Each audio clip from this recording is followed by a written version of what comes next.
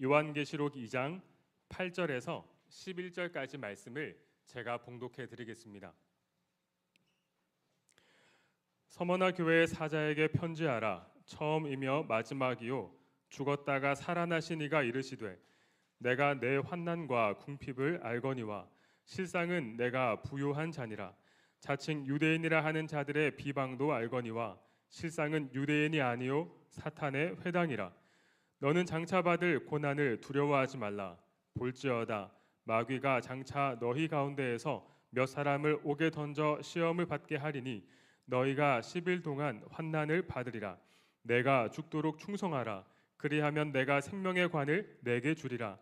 귀 있는 자는 성령이 교회들에게 하시는 말씀을 들을지어다. 이기는 자는 둘째 사망의 해를 받지 아니하리라. 아멘. 이 시간 송기식 목사님께서 말씀 전하실 때 큰 은혜의 시간 되시길 바랍니다.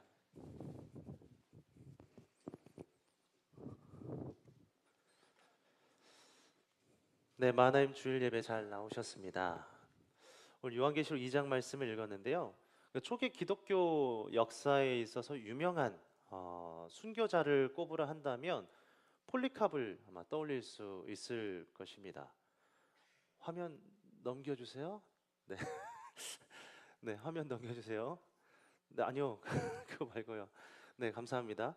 초기에 그 기독교 역사에 있어서 유명한 순교자를 하면은 폴리캅을 떠올릴 수 있을 겁니다. 폴리캅은요, 사도 요한의 제자입니다. 사도 요한의 제자이고, 요한이 죽고 난 이후에까지도 이 서머나 교회를 담임했던 담임 목사님이세요. 그러니까 서머나 교회는 앞서 읽은 우리가 이제 요한계시록 2장 말씀 읽었는데 이 배경이 되는 교회지 않습니까? 그러니까 7교회 중에서 두 번째 교회로 소개되는 교회이기도 합니다. 지도를 한번 보시겠습니다. 지도를 보시면 7교회를 먼저 우리가 확인할 수가 있습니다. 그러니까 지금의 튀르키예 서쪽 지방을 중심으로 7교회가 위치해 있지요. 에베소, 서머나, 버가모, 두아디라, 사데, 빌라델비아, 라오디게아, 에서버두, 사빌라. 순서대로 7개의 교회가 소아시아 7교회라고 이제 말을 하는데요. 폴리캅은 저 중에 두 번째 서머나 교회를 섬기던 목회자였습니다. 폴리캅의 순교 이야기를 잠깐 하겠습니다. AD 155년경인데요. 폴리캅이 이 서머나 시의 관료들에 의해서 무신론자라는 죄목으로 고발을 당하게 됩니다. 이상하지 않습니까? 무신론자. 폴리캅은 하나님을 믿는 사람인데 신의 존재를 믿지 않는다라는 죄목, 이 혐의를 받고 이렇게 갇히게 된 거예요. 로마 황제 숭배를 거부했다는 죄목도 아니고 무신론이라는 죄목입니다. 의아하죠. 이는 당시 로마의 종교 정책을 알면은 쉽게 이해할 수가 있습니다. 로마는 다신 숭배를 이제 권장을 했어요. 그래서 제국 내에 수많은 신들이 존재했습니다. 사람들은 서로가 믿는 신들을 존중해야 했고 한 사람이 여러 신을 믿을 수도 있었어요. 그런데 교회와 오직 그리스도인들만은 하나의 신만을 섬겨야 한다 주장했던 거죠. 그러니 이 다신을 섬기는 로마의 입장에서 하나님만 섬기고 하나님 외에 다른 신들을 거부해야 한다는 그리스도인들은 무신론자입니다. 이에 폴리캅이 이 무신론을 주장했다는 이유로 당국에 고발을 당하고 결국에는 화형에까지 처해지게 됩니다. 순교하지요. 당시 그의 나이가 86세였습니다. 사진 한 장을 보실 텐데요. 작년에 튀르키예 선교 갔을 때 서머나 시를 잠시 방문한 적이 있었어요. 시간이 없어서 잠깐 사진 넘겨주세요. 잠깐 없어서 머물다가만 지나가기만 했는데 이곳에 이제 폴리캅 기념교회가 있습니다. 기념교회 천장에 여러분이 지금 보고 계시는 이 폴리캅이 순교당했을 때를 묘사한 벽화가 그려져 있습니다. 이 전해지는 이야기에 따르면 형이 집행되기에 앞서서 이 서머나 시의 한 관료가 늙고 힘없는 그리고 어떤 면에서 억울한 이 폴리캅을 향해 사형만은 피해보고자 이렇게 제안했다고 해요. 그저 황제가 주님이시다 이 한마디만 합시다. 그리고 황제에 바쳐진 이 제단에 분양하는 것 어떻습니까? 그러면 당신을 보내드리겠습니다. 이때 폴리캅이 했던 유명한 말이 있습니다. 저는 86년 동안 그리스도를 섬겼고 그분은 저에게 단 한 번도 해를 끼치신 적이 없습니다. 그런데 제가 어찌 저를 구원하신 왕을 모독하겠습니까? 이 말을 뒤로 하고 결국 폴리캅은 순교하게 돼요. 폴리캅의 순교 이야기를 통해서 우리는 무엇을 알 수 있습니까? 예수님을 향한 그의 순전한 믿음, 충성스러움을 엿볼 수가 있죠. 그리고 더불어 이 서머나 교회가 극심한 박해 가운데 놓여 있었다는 사실을 알 수 있습니다. 이 폴리캅의 순교 이야기만 보았지만 사실 7교회 전체가 박해 가운데 있었죠. 예수를 믿는다는 이유 하나로 사회에서 부당한 대우를 받고 불이익, 조롱과 비난, 심지어는 순교까지 당했습니다. 이런 배경에서 오늘 본문을 살펴봐야 된다는 거예요. 박해 가운데 놓여 있는 교회의 모습입니다. 이 서머나 교회는 심한 박해 가운데 놓여 있었습니다. 서머나 교회를 향한 편지의 내용을 살펴볼 텐데요. 먼저 편지의 내용 구성을 보시면 지난 시간에 살펴본 에베소 교회와 동일함을 우리가 알 수가 있는데요. 순서가 어떻게 되었습니까? 편지의 구성이 처음에 그리스도의 칭호가 나오고 칭찬이 나오고 교회를 향한 책망, 교회를 향한 권면, 그리고 교회를 향한 약속. 이 순서대로 7교회를 향한 편지들이 이렇게 전체적으로 동일하게 구성이 되어 있죠. 먼저 그리스도의 칭호가 나온다는 것을 알 수가 있는데요. 오늘 말씀에도 보면은 그렇게 나옵니다. 8절을 한번 보시겠습니다. 8절에 이렇게 나오죠. 서머나 교회의 사자에게 편지하라. 처음이며 마지막이요 죽었다가 살아나신 이가 이르시되. 예수 그리스도에 대한 두 가지 칭호가 나옵니다. 첫째는 처음이며 마지막이요. 둘째는 죽었다가 살아나신 이다. 첫째를 보시겠습니다. 첫째는 요한이 예수님을 처음이요 마지막이신 분으로 지금 소개하고 있다는 거예요. 편지를 받아든 서머나 교회 성도들이 처음이요 마지막이라는 이 표현을 보면서 아마 이 구약의 이사야서를 떠올렸을 겁니다. 하나님께서 이사야 선지자를 통해서 자기 자신을 처음이요 마지막이요 이렇게 계시하셨기 때문이죠. 이사야 44장 6절 말씀에 보면 이렇게 나옵니다. 이스라엘의 왕인 여호와, 이스라엘의 구원자인 만군의 여호와가 이같이 말하노라. 나는 처음이요 나는 마지막이라. 나 외에 다른 신이 없느니라. 이사야 선지자가 하나님을 어떻게 소개합니까? 처음이요 마지막이라. 다른 말로 하면은 나 외에 다른 신이 없다는 거예요. 요한이 이 처음과 마지막이라는 이 하나님의 칭호를 지금 계시록 2장 8절 말씀에 가져와서 그리스도를 소개하는 데 사용하고 있습니다. 요한의 의도가 엿보이죠. 무엇입니까? 예수 그리스도가 곧 하나님이시다. 이 사실을 지금 증명해 보여주고 있는 겁니다. 이것은 동시에 예수께서 하나님과 동일한 주권을 가지고 계심을 알려주는 거예요. 처음과 마지막 이 표현을 한번 생각해 보십시오. 이것은 시간과 관계된 표현인데요. 예수님께서 시간이 시작되는 순간부터 존재하셨고 시간이 끝날 때까지 존재하신다는 사실을 알려주는 거예요. 즉 시간의 시작과 끝 그리고 그 사이에 있는 모든 것, 이 모든 것을 예수님께서 주권적으로 다스리고 계시다. 이게 처음과 마지막이라는 것에 담겨 있는 의미입니다. 그러니까 세상 만물을 창조하고 지금도 다스리고 계시는 예수님, 예수님께 우리의 주권이 있다는 거예요. 박해 가운데 있는 서머나 교회 성도들에게 이것은 굉장한 위로가 되었습니다. 처음과 마지막이신 예수님께서 당신의 주권으로 여전히 당신의 교회와 자녀들을 붙들고 계신다. 이것을 지금 알려주고 계시기 때문이에요. 여러분, 예수님은 고난 가운데 있는 교회를 내버려 두시는 분이 아니에요.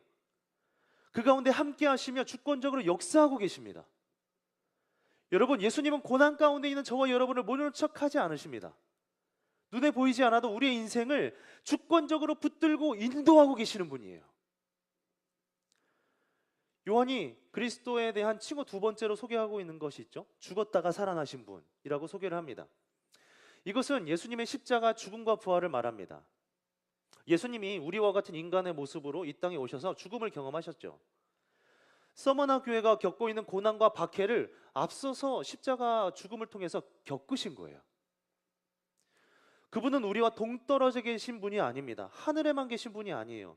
예수님은 우리의 고통 가운데 찾아오셔서 함께하고 계시며 우리가 겪고 있는 동일한 고통, 어려움을 겪고 계시는 분이세요.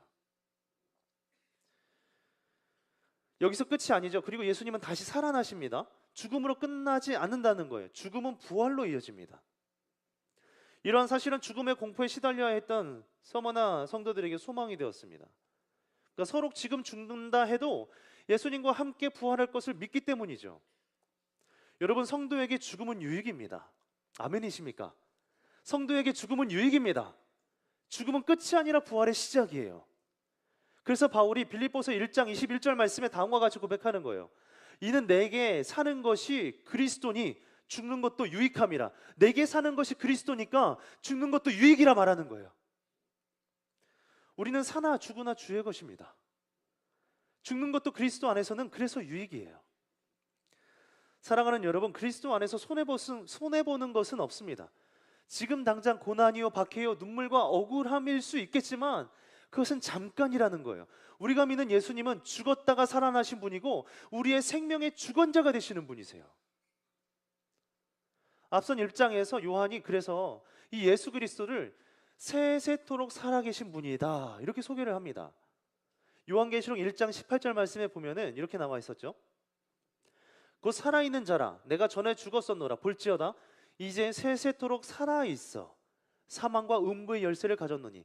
전에 죽었지만 지금은 살아계신 예수님이죠. 그 살아계신 예수님께서 이제 세세토록 우리와 함께 존재하시는 거예요. 부활의 주님이 우리와 함께 하십니다. 부활의 주님의 교회와 우리의 생명을 여전히 주관하고 계시는 거예요. 그 예수의 생명이 내 안에 있는데 우리 안에 있는데 그 어떤 위협이나 고난도 두려울 것이 없다는 거예요. 여기까지 그리스도의 칭호 두 가지를 살펴보았습니다. 우리가 믿는 예수님은요, 처음과 마지막 되시고 죽었다가 살아나신 분이세요. 예수 그리스도의 주권과 생명이죠. 그 주권과 생명이 우리에게 있다는 거예요. 우리에게. 고난 중에 있는 교회에게 강력한 위로의 말씀입니다. 부활의 주님은 이어서 서머나 교회를 향해서 칭찬을 이어가세요. 편지의 두 번째 구성인데요, 그리스도의 칭호에 이어서 두 번째 칭찬을 이제 말을 하는 거예요. 9절 말씀인데요, 9절 말씀은 우리가 한번 같이 읽어보면 좋겠습니다. 시작. 내가 내 환난과 궁핍을 알거니와 실상은 내가 부요한 자니라. 자칭 유대인이라 하는 자들의 비방도 알거니와.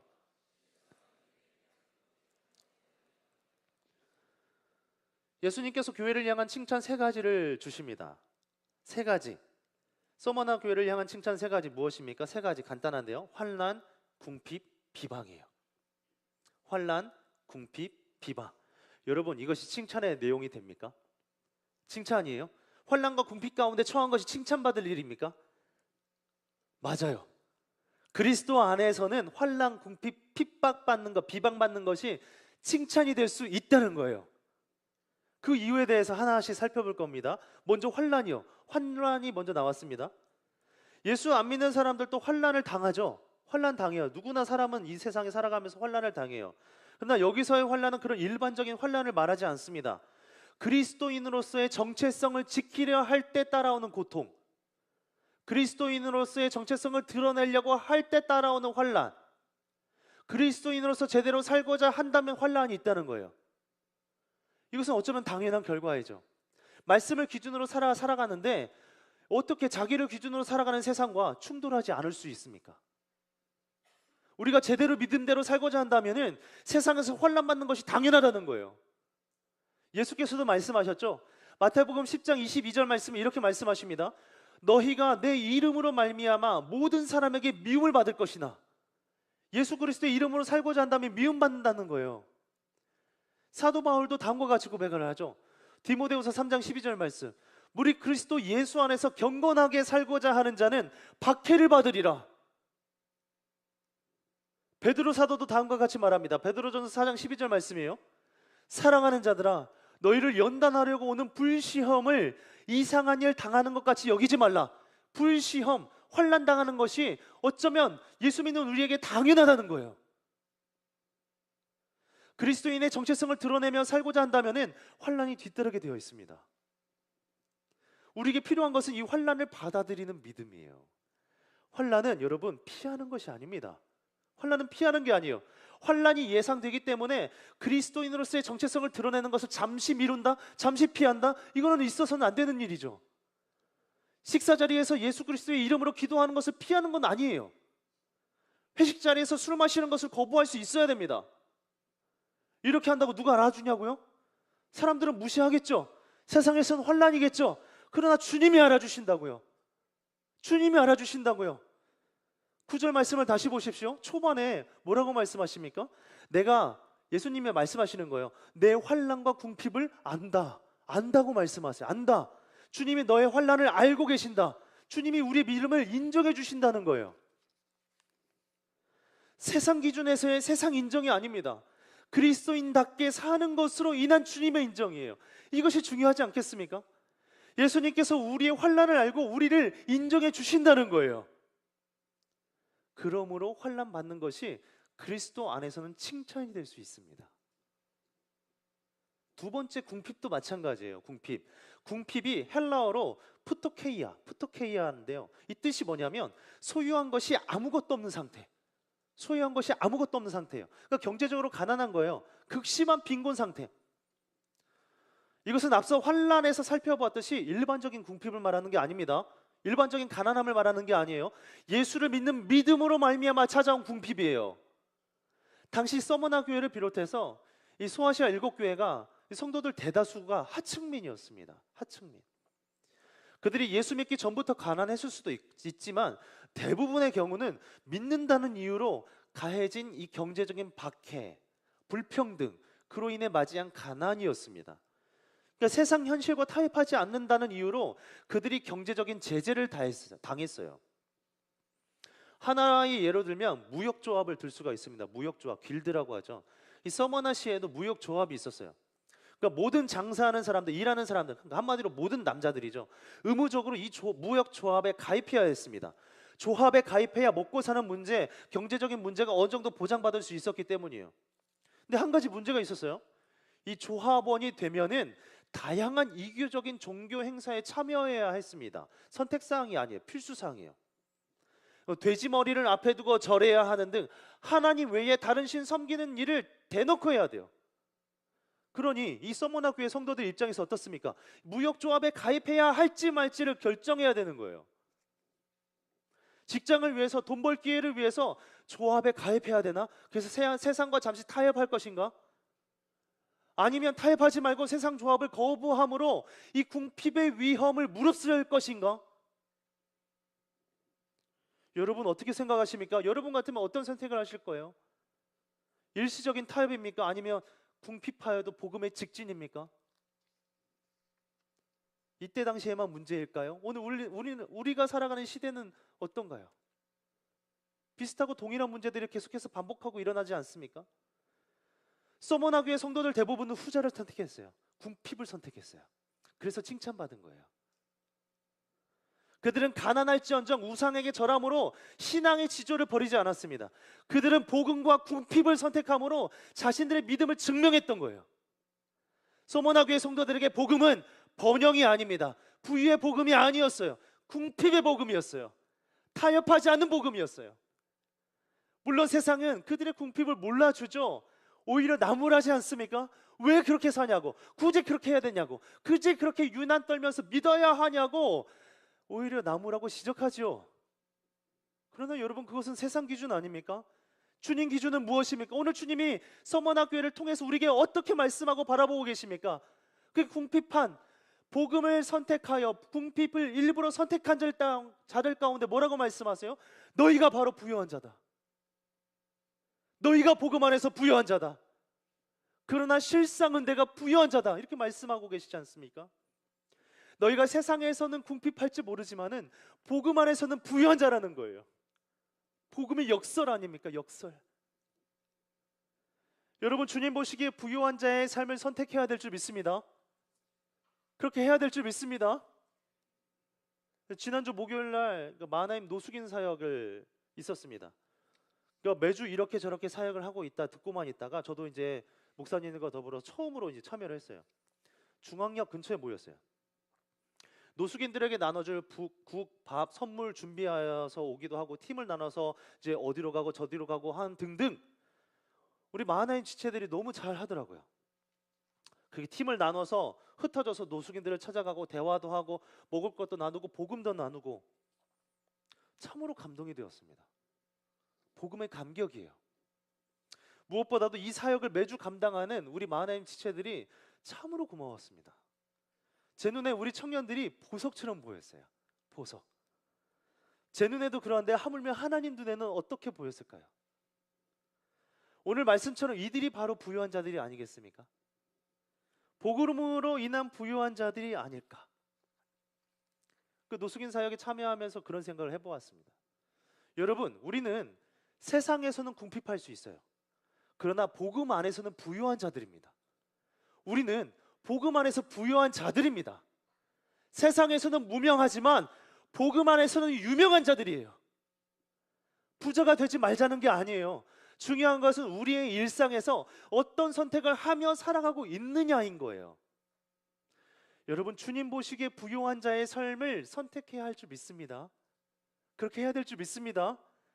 우리는 노동조합이 아니라 복음을 선택하는 것이고요, 복음을 위해서 넓고 편한 길이 아니라 좁고 불편한 길을 선택해야 되는 거예요. 복음을 위해서 궁핍을 선택할 때 주님께서 우리를 부유한 자로 여겨주십니다. 그리스도 안에서의 칭찬이에요. 세 번째, 비방받는 겁니다. 세 번째, 비방받는 거. 9절 말씀을 다시 보시면 비방에 대해서 다음과 같이 설명을 합니다. 스스로를 유대인이라 칭하는 자들로부터 내가 받는 비방을 안다. 스스로를 유대인이라 칭하는 자들이 누구일까요? 당시 서머나에 살던 유대인들을 말하는 것이겠죠. 예수를 안 믿는 사람들이에요. 사실은 예수를 안 믿어요. 그런데 그들은 하나님의 자녀라는 자부심만 있어요. 예수는 안 믿지만 자부심만 있는 사람들. 그래서 그들이 말하기를 내가 유대인인데, 내가 아브라함의 자손인데, 내가 과거에 이것도 했고 저것도 했고 지금도 이것도 하고 있는데 내가 어떤 사람인데, 이런 것들을 내세워요. 이런 사람들의 특징이 있죠. 무엇입니까? 자기가 기준이에요. 그래서 다른 사람들을 판단해요. 비방해요. 특별히 예수 믿는 형제들을 판단하고 비방해요. 그렇다면 교회 밖 세상에서만 이런 일들이 벌어집니까? 교회 안에서도, 우리 공동체 안에서 가끔 이런 일들이 벌어지죠. 비방하는 것에 빠른 사람들이 있습니다. 부정적인 말을 퍼뜨려요. 여론을 조성하는 사람들이 있어요. 여러분, 이런 사람들을 멀리 하셔야 돼요. 복음은 비방하는 것이 아니에요. 복음은 차라리 비방받는 것을 선택하는 겁니다. 비방받는 것을 선택하는 거예요. 예수께서 십자가에 죽기까지 온갖 비방을 다 받으셨던 것처럼 우리 예수 믿는 자들은 복음 때문에 비방받는 것을 선택하는 거예요. 유대인들은 이 자신들의 유익을 위해 교회와 믿는 자들을 비방했습니다. 서머나시 당국에 고발하여 교회를 핍박하는 데 앞장섰어요. 당시 로마 제국의 사법제도의 특징이 있었는데 누군가를 고발하면 반드시 진상을 규명해야 돼요. 그리고 이로 인해서 투옥 또는 사형 등의 형 집행이 반드시 이루어져야 했습니다. 앞서 설교 서두에 이 순교자 폴리캅 이야기를 했는데, 이 폴리캅이 무신론자라는 명목으로 고발을 당하잖아요. 결국 순교까지 당하게 되었던 것도 이 로마 제도의 법제도, 로마 제국의 법제도 때문이었습니다. 그러니까 유대인들이 이를 악용했던 거예요. 서머나 교회는 비방받았습니다. 공격당해요. 비방으로 고통 속에 있어요. 그러나 그들은 비방하지 않았습니다. 비방하는 세상 풍조에 동참하지 않았어요.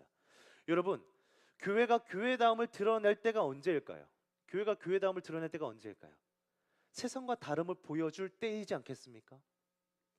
예수님이 산상수훈에서 말씀하시는 것처럼 오른뺨 뺨을 맞으면 왼편 뺨까지도 이 막을 각오를 하는 게 교회예요.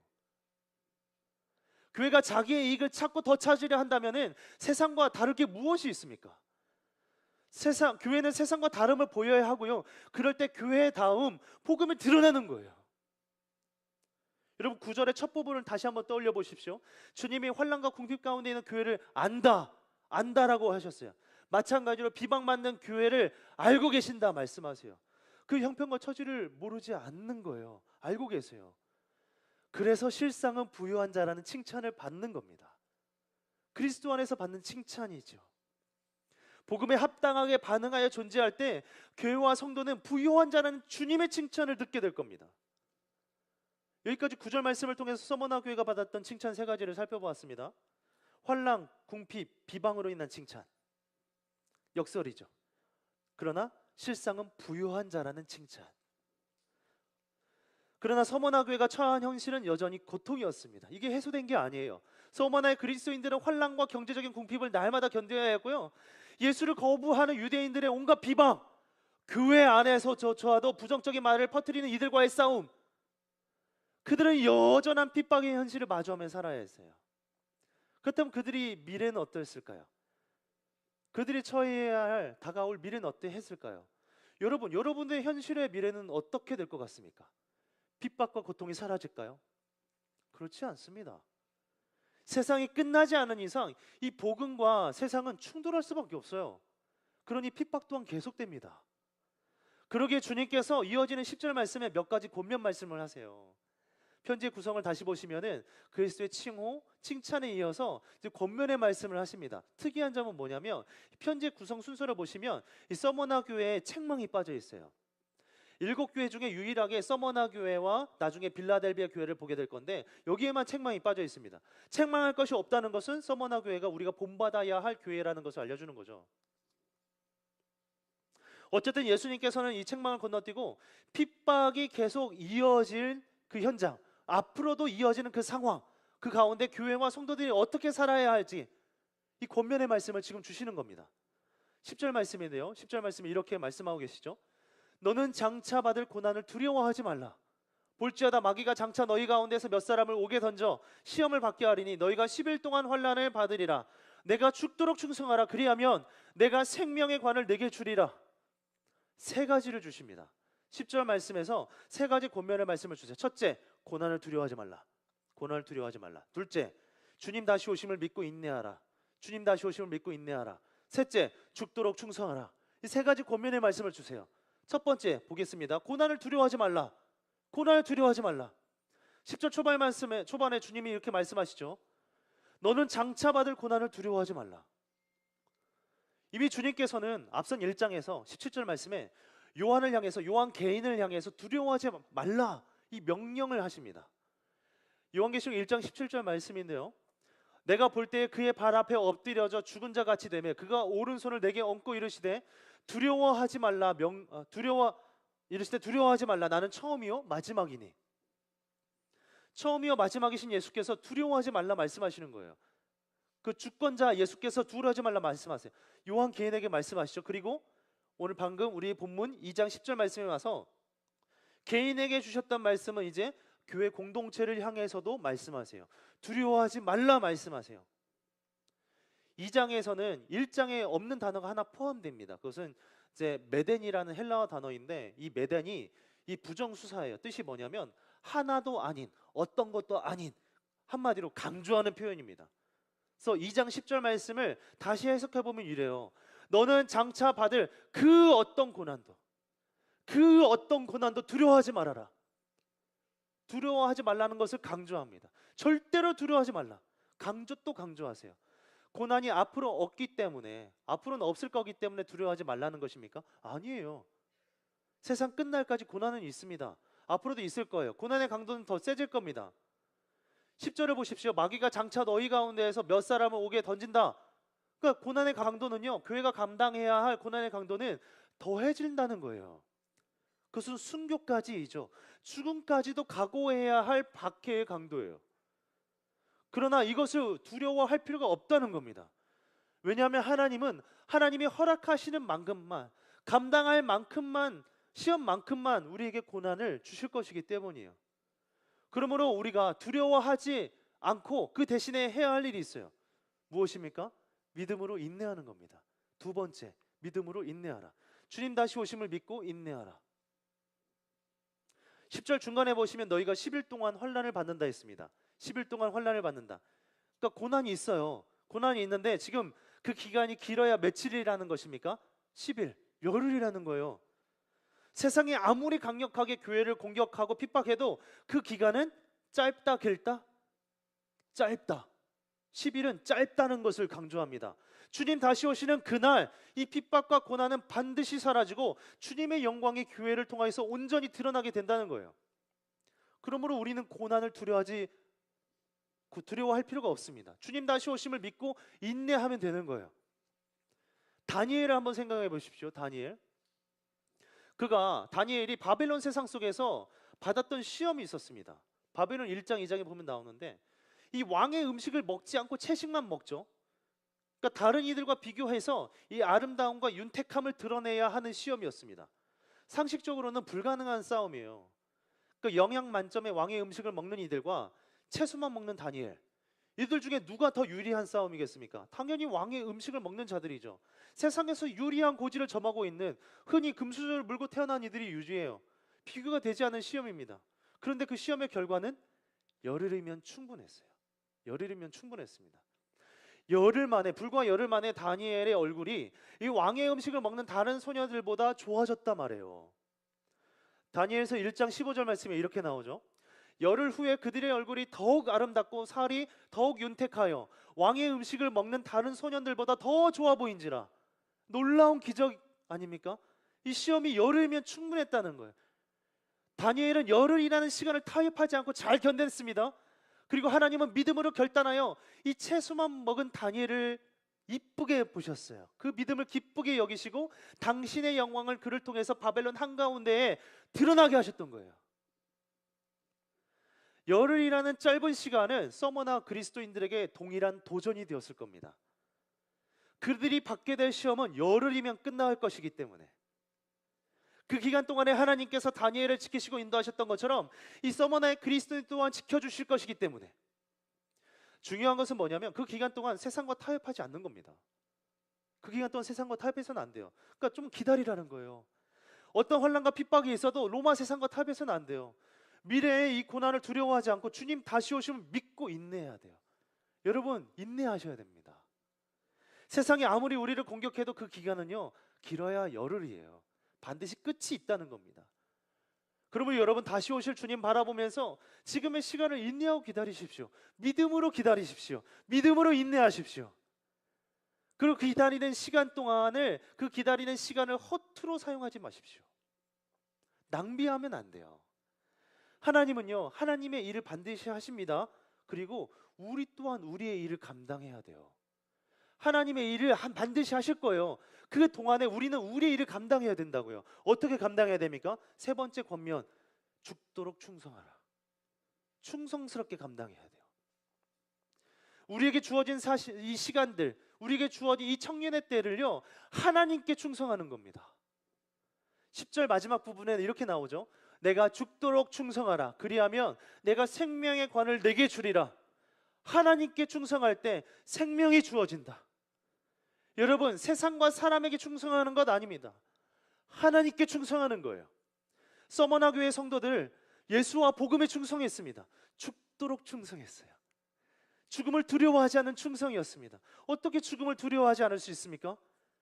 우리가 믿는 예수님은요 죽었다가 살아나신 분이기 때문이에요. 죽어도 다시 살게 될 것이다라는 믿음이 있기 때문이죠. 주님 우리의 생명의 주인 되시기 때문이에요. 주님은 처음과 마지막이신 분으로 우리의 생명을 여전히 지금도 주관하고 계십니다. 그러기에 우리는 그분을 믿고 주어진 시간 속에서 마음껏 죽도록 충성하는 거예요. 여러분 세상에서의 충성은 한계가 있습니다. 사람들은 눈에 보이는 이득이 있어야 충성하고 따라요. 그러나 복음과 예수를 향한 충성에는 한계가 없어요. 주님이 우리의 생명을 주고 계시기 때문입니다. 그래서 우리는 그저 죽도록 충성할 뿐이에요. 죽도록 예배하고 열심을 다해 섬기고 죽기까지 원수를 사랑하는 거예요. 대충 해서는 안 됩니다. 죽기까지 해야 돼요. 예수께서 우리의 죄와 허물을 위해 십자가에서 죽도록 사랑하셨던 것처럼 우리 또한 죽도록 그분 바라보면서 충성하는 거예요. 세상 문화에 타협해서는 안 됩니다. 출세와 성공 문화, 이 자기중심 문화, 술 문화에 타협해서는 안 돼요. 신앙의 경계선이 명확해야 돼요. 마지막 때일수록 우리의 신앙은요 더욱 선명해야 됩니다. 타협하도록 계속해서 유혹할 거거든요. 우리의 신앙이 갈수록 선명해야 돼요. 예수님을 믿는다면은 예수님께 죽도록 충성하는 겁니다. 서머나 교회는 죽도록 충성했어요. 그래서 그들에게 주어진 상급이 생명의 관이라 합니다. 여기서의 관은요 당시에 경기에서 승리한 운동선수가 쓰게 될 관입니다. 또는 전쟁에서 승리하여 돌아오던 이 개선 장군이 쓰던 화관을 가리켜요. 그러니까 내가 쓰는 것이 아니야. 한마디로 내가 쓰는 것이 아니라 씌워주는 거예요. 씌워주는 거. 그러니까 하나님께서 마지막 날에 이 죽도록 충성한 자들에게 직접 이 생명의 관을 씌워주신다는 겁니다. 생명의 관을 씌워주신다는 거예요. 여기까지 이게 복음 안에서 부유하다 일컬음 받은 자들이었죠. 세상에서는 궁핍하지만 복음 안에서 부유한 자들에게 주어진 그래도 끝까지 인내하라고 주님 바라보라고 하시는 이 주님의 권면의 말씀 세 가지를 바라보았습니다. 한마디로 무엇입니까? 두려워하지 말라. 주님 다시 오심을 믿고 인내하라. 주어진 시간을 하나님께 충성하며 살아가라는 말씀이에요. 그렇게 주님의 말씀을 기억하며 살 때 교회에게 주시는 주님의 약속의 말씀이 있습니다. 오늘 서머나 교회에게 주셨던 약속의 말씀인데요. 마지막 11절 승리에 대한 약속의 말씀이에요. 승리에 대한 약속의 말씀. 11절 말씀 우리 같이 한번 읽어보면 좋겠습니다. 시작.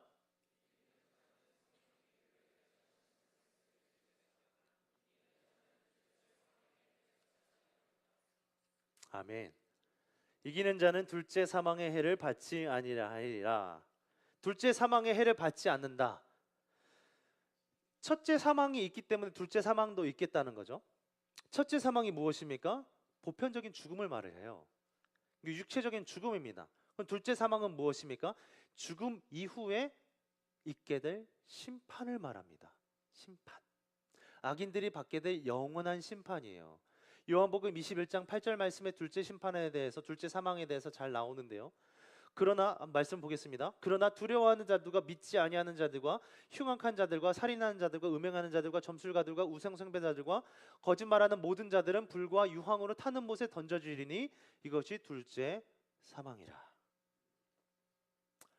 첫째 사망은 누구에게나 찾아옵니다. 그러나 둘째 사망은 죽기까지 충성한 교회와 성도들에게 찾아올까요? 찾아오지 않아요. 둘째 사망은 우리는 둘째 사망을 피하게 된다는 겁니다. 여러분, 우리는 심판의 대상이 아닙니다. 심판의 대상이 아니에요. 예수를 믿어 끝까지 충성한 저와 여러분은요, 구원의 대상입니다. 구원의 대상이에요. 물론 서머나교회 성도들은요, 이 고난과 박해로 인해서 첫째 사망을 남들보다 빨리 맞이할 수 있어요. 죽을 수 있어요. 고난당할 수 있어요. 우리 또한 세상에서 예수 믿는다는 이유로 억울한 일 당할 수 있습니다. 그렇다고 그 인생 영원한 절망입니까? 아니죠. 소망 없습니까? 아니죠. 둘째 사망이 우리를 어찌하지 못한다. 주님께서 약속의 말씀을 주시지 않습니까? 그러므로 여러분, 예수를 믿는 자에게 있어서 결국은 승리입니다. 승리. 우리에게 주어지는 것은 승리예요. 예수를 믿는 믿음으로 승리하게 되는 거예요. 11절 말씀을 다시 자세히 보십시오.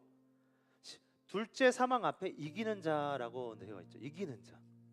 우리는 그리스도 안에서 이기는 자라는 사실을 보여줍니다. 여러분, 우리가 예수를 믿는 순간 그 십자가의 승리가 우리에게 주어졌습니다. 십자가의 승리를 붙들고 우리는 살아가는 거예요. 예수님 때문에 이기는 자로 살아가는 겁니다. 말씀을 맺습니다. 사랑하는 여러분, 교회는요, 세상 속에 존재하지요. 교회는요, 세상 밖에 아니라 세상 속에 존재해요. 세상 밖에 외딴 섬처럼 홀래 존재하는 것이 아니죠. 세상 속에 존재한다는 것은 이 세상과 충돌할 수밖에 없다는 것을 알려줍니다. 예수를 믿는 것으로 인해 당하는 억울함, 고난, 핍박 우리 가운데 있어요. 박해 가운데 놓여있는 교회의 모습, 우리의 모습이에요. 눈물이 마를 날이 없죠. 잠 못 드는 밤이 계속 이어질 수 있어요. 그러나 걱정하지 마십시오. 다가올 고난을 미리 걱정하지 마십시오. 두려워하지 마십시오. 미리부터 걱정하거나 두려워할 필요가 없어요. 왜입니까? 처음과 마지막이신 예수께서 당신의 주권으로 우리를 붙들고 계시고, 죽었다가 살아나신 예수께서 우리를 생명의 길로 여전히 인도하고 계시기 때문인 줄 믿습니다. 그래서 우리는 복음 안에서 부유한 자들인 거예요.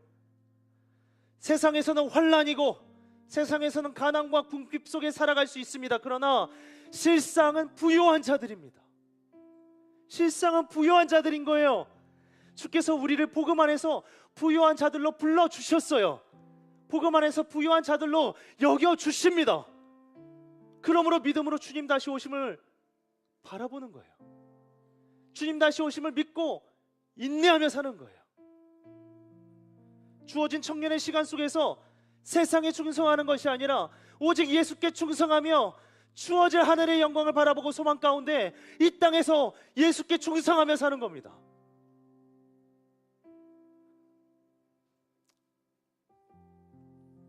바라기는 오늘 드려지는 예배뿐만 아니라 내일부터 시작되는 저와 여러분의 일상이 이 예수와 더불어 승리를 선포하는 일상 되기를 소망합니다.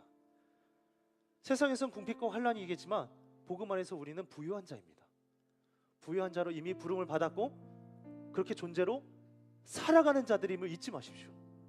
승리하는 그리스도인으로 살아가는 저와 여러분 되기를 예수님의 이름으로 축복합니다.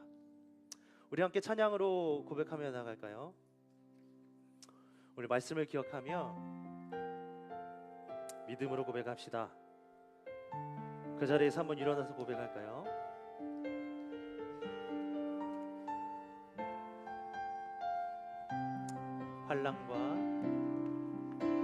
환난과 고난 수고로운 속에도 성도는 그 믿음을 지켰네. 주를 섬기는 일에 자신을 다드리며 진리의 말씀과 성령으로 그 길을 걸었네. 그리스도 안에서 새롭게 하시고 그리스도로 인하여 자유케 되었네. 우리는 무명하나 유명한 자요 죽음의 위기 속에도 참 생명 가졌고 근심하나 기뻐하며 하나하나 다른 일을 부욕해 하는 자로다. 저부터 고백합시다. 환난과 고난 수고로운 속에도 성도는 그 믿음을 지켰네. 주를 섬기는 일에 자신을 다드리며 진리의 말씀과 성령으로 그 길을 걸었네. 다시 한번 처음부터 환난과 고난 수고로운 속에도 성도는 그 믿음을 지켰네. 주를 섬기는 일에 자신을 다드리며 진리의 말씀과 성령으로 그 길을 걸었네. 그리스도 안에서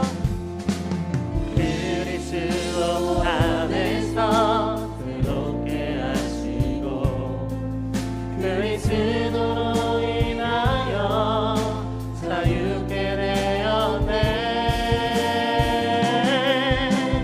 우리는 무명하나 유명한 자요 죽음의 위기 속에도 참 생명 가졌고 근심하나 기뻐하며 하나하나 다른 일을 부욕해 하는 자로다.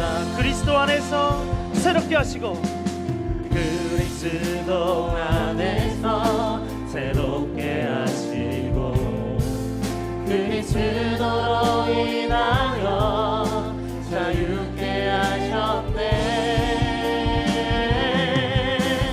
우리는 무명하나 유명한 자요 죽음의 위기 속에도 참 생명 가졌고 근심하나 기뻐하며 하나하나 다른 일을 부욕해 하는 자로. 우리는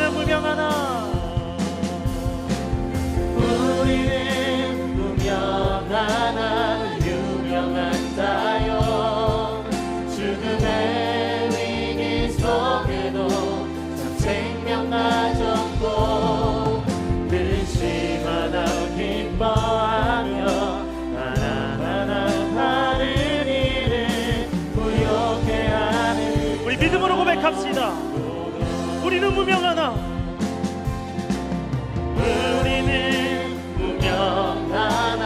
유명한 자요 죽음의 위기 속에도 참 생명 가졌고 근심하나 기뻐하며 하나하나 다른 일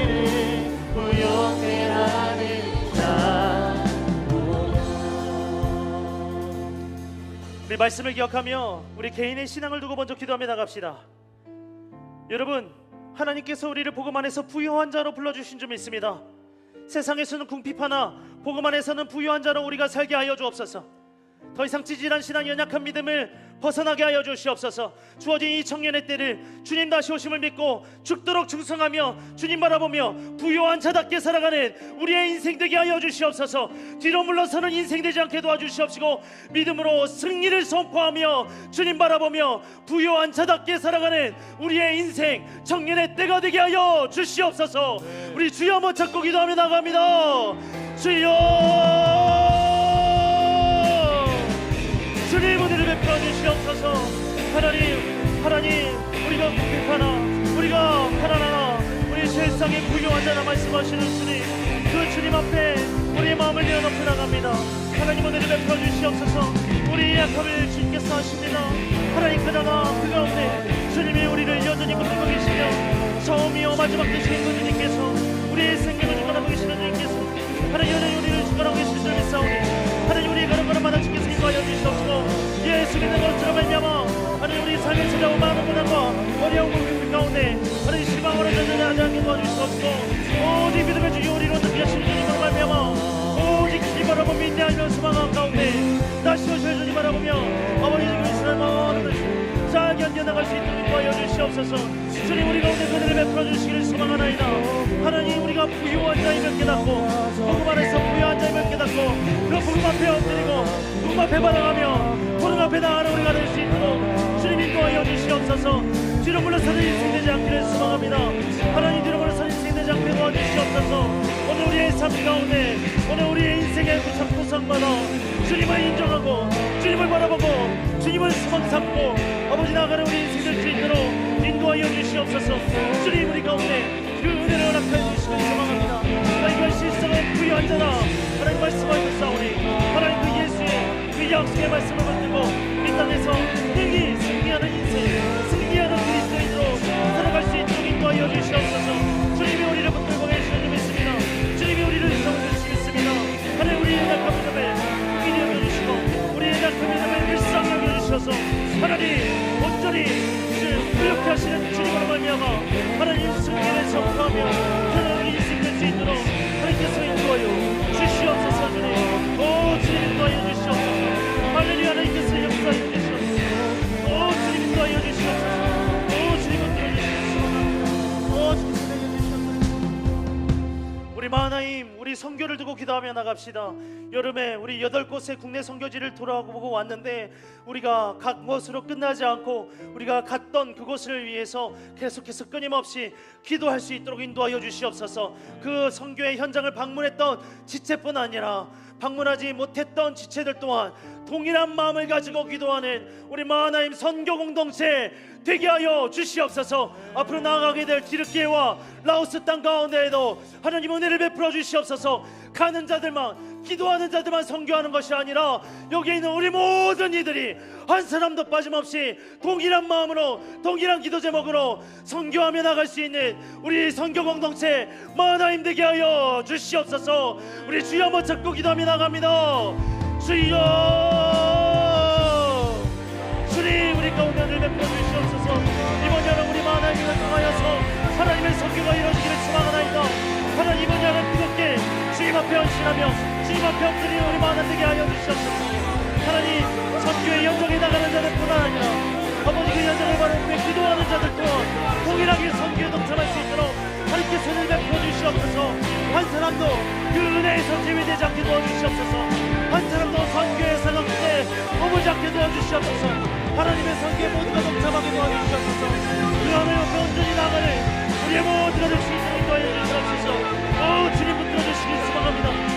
주님이 은혜를 베풀어 주시옵소서. 주님이 붙들어 주시옵소서. 주님 붙들어 주시길 소망하나이다. 하나님, 우리 가운데 아버지 선교지를 허락하여 주셨습니다. 하나님, 주님께 war라오습니다. 하나님, 기도하며 준비하고 있습니다. 하나님, 그 가운데 우리 모두에게 동일한 마음을 허락하여 주시옵소서. 직접 가보지는 아니지만 그 땅을 마음에 품고 기도할 때, 그 영혼들을 마음에 품고 기도할 때 하나님의 마음을 부어주시옵소서. 한 영혼을 쳐다보다 귀하게 여기시는 아버지의 마음을 우리에게 동일하게 허락하여 주시고 아버지 그 영혼을 품고 기도하며 나갈 때에 선교의 하나님, 선교의 현장에서 역사하시는 하나님을 될 수 있도록 하나님께서 인도하여 주시옵소서. 오 주님 붙들어 주시기를 소망하나이다. 할렐루야. 하나님 역사하여 주시옵소서. 할렐루야. 하나님 역사하여 주시옵소서. 오 주님 붙들어 주시옵소서. 오 주님 붙들어 주시옵소서. 오 주님 인도하여 주시옵소서. 우리의 걸음을 인도하여 주시옵소서. 우리가 함께할 수 인도하여 주시기 소망하나이다. 선교회 하나님 영광 말씀 도와주시옵소서. 하나님을 아시망하고 멈추라면 멈추는 성이 될 수 있도록 우리의 인생을 인도하여 주옵소서. 주께서 인도하여 주시고 붙들어 주시고 함께하여 주시옵소서. 오 주께서 인도하여 주시옵소서. 오 주님 붙들어 주시고 할렐루야. 우리 마지막으로 한 번 더 기도하며 나갈 때 우리 하나님 공동체를 놓고 기도합시다. 우리 마을과 사랑을 두고 기도합시다. 하나님 서머나 교회에게 주셨던 주님의 권면을 기억합시다. 실상은 너희가 부유한 자라 말씀하시면서 이 청년의 때를 죽도록 충성하라 말씀하셨는데 오늘 하나님 우리가 서로를 사랑하는 일에 죽도록 충성할 수 있도록 인도하여 주시옵소서. 우리가 하나님을 예배하는 일에 죽도록 충성하는 하나님 공동체 되게 하여 주시옵소서. 우리가 서로를 위해서 기도하고 사랑하는 일에 죽도록 충성하는 우리 마을과 사랑이 될 수 있도록 인도하여 주시옵소서. 우리 주여 한번 잡고 기도하며 나갑니다. 주여 주님 주님 오 주께서 일하여 주시옵소서. 하나님 붙들어주시기 소망합니다. 하늘이 하나님께서 역사하여 주시옵소서. 오 주님 붙들어주시기 소망합니다. 오 할렐루야 하나님께서 역사하여 주시옵소서. 오 주님 붙들어주시옵소서. 할렐루야 하나님께서 역사하여 주시옵소서. 오 주님 붙들어주시옵소서. 오 주님 붙들어주시옵소서. 오 주님 인도하여 주시옵소서. 오 주님 일하여 주시옵소서. 하나님 우리 죽도록 충성하는 청년의 때리기를 소망합니다. 하나님 세상 눈치 안 보겠습니다. 사람 눈치 보지 않게 도와주시옵소서. 오직 하나님 앞에서 솔직하고 정직하게 하나님 앞에서 정직하게 하나님께 충성하는 우리 하나님 공동체 되게 하여 주시옵소서. 하나님 은혜 베풀어 주시기 소망합니다. 하나님 은혜 베풀어 주시옵소서. 우리 가운데 그대로 허락해 주시옵소서. 하나님께서 인도하여 주시기 소망합니다. 하나님 붙들어 주시옵소서. 주께서 인도하여 주시기 소망합니다. 하나님 붙들어 주시옵소서. 하나님께서 인도하여 주시기 소망합니다. 주께서 인도하여 주시옵소서. 주님 붙들어 주시옵소서. 할렐루야 하나님께서 역사하여 주시옵소서. 주님 붙들어 주시옵소서. 주께서 인도하여 주시옵소서. 우리 하나님 성경 공동체 되게 하여 주시옵소서. 하나님 우리 하나님을 붙들어 주시옵소서. 우리 하나님 예수께 충성하는 공동체 되게 하여 주시옵소서. 다른 눈치 보지 않게 도와주시옵소서. 오직 하나님께 충성하며 예수를 위해 살아가는 예수를 위해 존재하는 공동체 하나님께서 붙들어 주시기를 소망하나이다. 우리 가운데 그 은혜를 허락하여 주시옵소서. 주의 그 은혜를 우리 가운데 허락하여 주시옵소서. 주님 붙들어 주시옵소서. 주께서 인도하여 주시옵소서.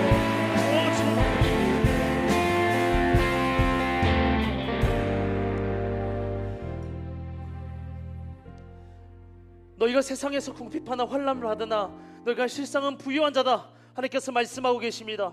하나님 그리스도 예수께서 우리를 복음 안에서 이미 자녀 삼아 주셨는데 우리가 부유하지 않은 자처럼 살았음을 하나님 용서하여 주시옵소서. 그 가장 귀한 그 값진 복음 값비싼 복음이 우리 안에 있는데 우리가 부유한 자로 살아갈 수 있도록 인도하여 주시옵소서. 예수께 충성하며 우리에게 주어진 이 청년의 때를 세상 눈치 보지 아니하고 세상 타협하지 아니하고 세상에 충성하지 아니하고 오직 예수께 충성하며 살아가는 청년의 때 될 수 있도록 우리 하나님 공동체 하나님께서 붙들어 주시옵소서. 그리하여서 마지막 때 하나님 앞에 섰을 때 진짜 하나님의 칭찬을 받고 생명의 면류관을 받는 하나님의 귀한 우리 지체들 우리 하나님 공동체 되게 하여 주시옵소서. 주께서 우리를 붙들어 주실 줄 믿습니다. 감사하며 사랑 많으신 예수님의 이름으로 기도합니다.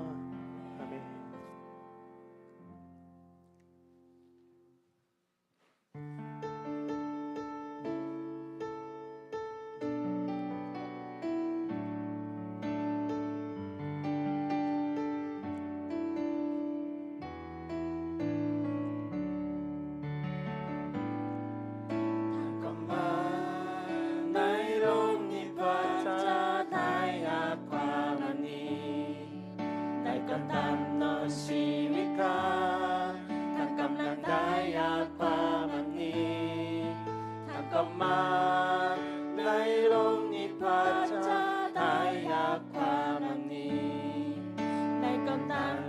Ghiền Mì Gõ để không bỏ lỡ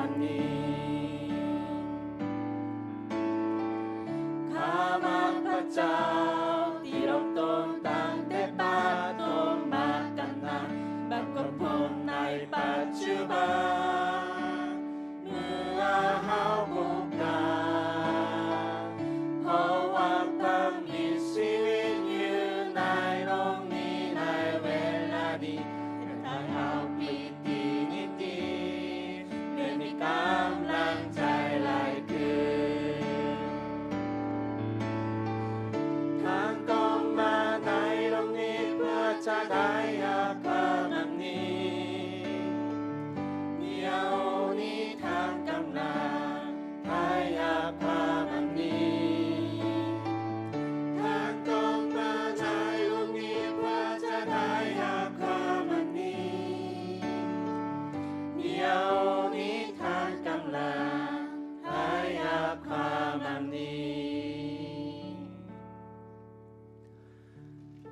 네, 안녕하세요. 저희는 7월 19일에 라오스로 출국하는 라오스 선교팀 라시카라입니다. 라시카라 팀이고요. 저희가 당신은 사랑받기 위해를 라오스어로 준비해서 함께 축복을 하였는데요. 한 가지 더 준비한 게 있습니다. 요한복음 3장 16절을 라오스어로 준비를 했습니다.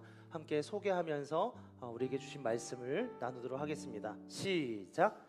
화와 프라짜오 송항롱 라이티스 쫀다이 빠딴 프라보똥 디아오 콩프라옹 푸아투콘디 왕자이 사나이 프라분남 짜보 지파이 때 미시위 안달럿 바이펜니 프라탕 오한 복삼 코시콧 아멘.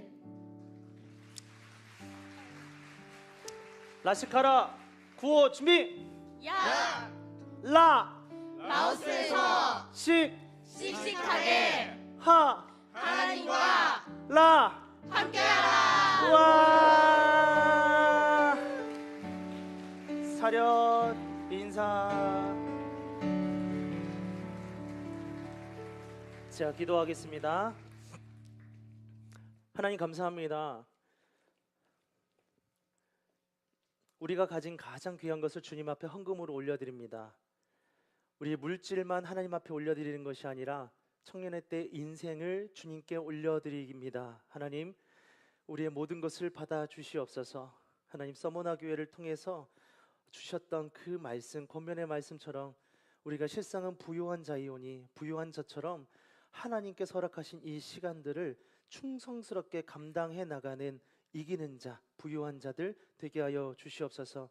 일상을 살아갑니다. 내일부터 주어지는 일상, 하나님 우리에게 또 궁핍과 환난이 주어질 수 있지만 그 가운데 실망하거나 좌절하지 아니하고 끝까지 믿음 지키며 인내하면서 주님 다시 오시는 그날까지 이기는 자로 살아가는 복된 은혜 있게 하여 주시옵소서. 우리에게 주어진 그 삶의 모든 현장 곳곳마다 가정과 직장과 모든 삶의 현장마다 주께서 함께 하여 주시고 생명의 주관자로 우리에게 생명의 길을 보여주시고 인도하여 주시옵소서. 지금은 우리 주 예수 그리스도의 은혜와 하나님의 사랑과 성령의 위로 교통 인도하심이 우리가 복음 안에서 부요한 자임을 깨닫고 부요한 자답게 이기는 자로 살아가기로 다짐하는 사랑하는 청년들 머리머리 위에 지금부터 영원토록 함께 있을지어다. 아멘.